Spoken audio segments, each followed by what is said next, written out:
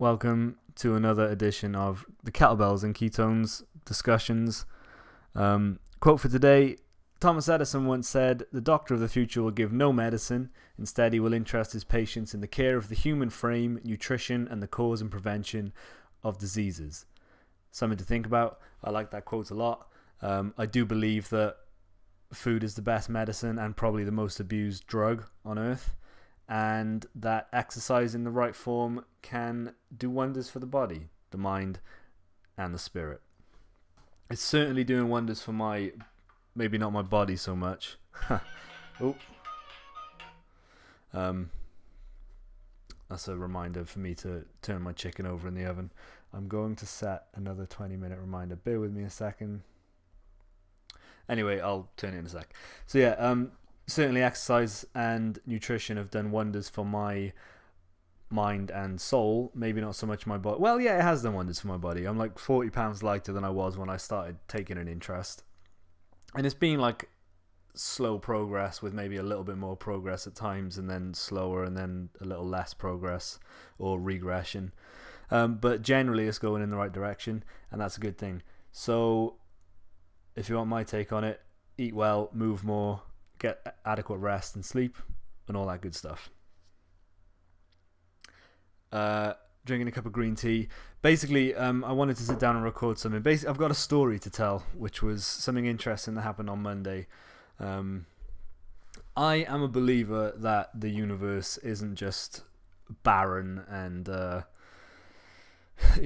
don't think we're just floating through space on a giant ball. I believe that the universe is sort of a conscious thing, and there is consciousness that isn't necessarily coming through or if it is coming through our physical bodies, I believe that there is like an extended consciousness up in the universe. And I believe that things can be orchestrated based on what we want as people. That's a very vague explanation, but it's what I believe. And I've had certain things that are evidence of that. Well, Monday, I was thinking to myself, I would really like to find a space which has a lot of room and a padded floor, so that I can get some animal flow practice in, because where I'm at the gym at the moment, I can only use their little yoga and spin room, which has like a hard floor surface, which isn't very good for doing forward rolls and things like that. So I was thinking this up. I was like, yeah, if I can't find somewhere like that, then I might have to create one. And I was thinking of my outside of my flat. I'm pointing, you can't see it. There's quite a decent amount of space that in the summer I could sort of put together a movement space. So I thought that, didn't think much of it afterwards, just sort of let it go by. So then Tuesday, there was a guy who I follow on Instagram. I don't really know who he is. I just know of him, and I know he lives in the same town as me. And I won't mention any names just because, he put something up on Instagram which said, "Would you like to start training with me? 6 a.m. sessions. I've got a space to do it, and it's free training. It's just because I want to get involved. If anyone else wants to get involved, come and do it. We'll do it together." So I messaged him and I was like, I like this idea. I have had similar ideas before in the summer. Like I said, I want to turn my outside space into a bit of a gym and get people to come and train with me if they want to. And then he put up a picture of the training space, and it was a wide open space in a hall with padded floor. And I was like, interesting. Yesterday I thought, this is what I want to find. Today there's somebody who's in my circle of awareness that has presented this opportunity. Thought that was very strange. So I messaged him, "Where's the hall, blah blah blah," and he told me where the hall was, and I didn't know what he was on about. I've never been to that place before. So, it's in my mind that there is this hall now, and I roughly know where it is, but I've never been there. So then last night while I was in work, I was delivering pizzas, and my very last delivery took me to a place called Beechwood College, which if you live in this area, the Barry area, you'll know where McDonald's is. Well, by that roundabout, if you go towards Surrey, there's another roundabout, and that's where Beechwood College is. So I was driving to Beechwood College, never been there before either, didn't know where I was going, but found the turn-in. Very last delivery, turned into the space, and there were 2 signs on the wall in front of me. Turn right for Beechwood College, turn left for the judo hall that the guy who asked if anybody wanted to train with him, you know that, I've just told you that, to his hall. So I was like a bit taken aback by that because I'd never been there before in my life. I wanted a space on the Monday. Tuesday, a space was presented to me, didn't know where it was. Tuesday night, my very last delivery at my job took me to the exact location that I wanted to find out where it was. I thought that was remarkable. I think that's the universe providing a way towards something that I want. And I don't know, I just love it. I think it's fascinating. So I've been in contact with this guy. I'm going to go and take like an introduction judo class because I've never done anything like judo before. But, you know, I have been looking at jiu-jitsu and things, but there's nothing in Barry. And apparently judo is sort of like a way towards jiu-jitsu. Jiu-jitsu is ground-based judo. So very interesting. So I might try and take him up on his offer to train. The times he wants to do it, I'm not sure I can make because I work quite early in the mornings.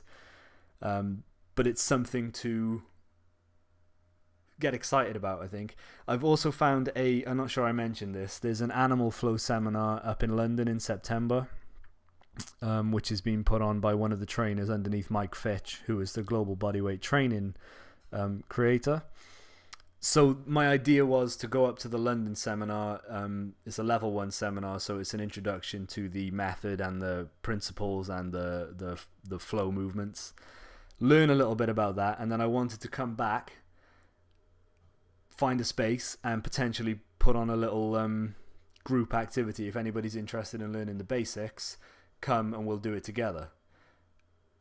So I'm going to do it. I'm going to book the course in London. I'm going to head up there. I'm going to learn a little bit, bring it back, see if anyone's interested. And then, because this is my ideal path that I'm sort of carving out for myself with this kettlebells and ketones thing.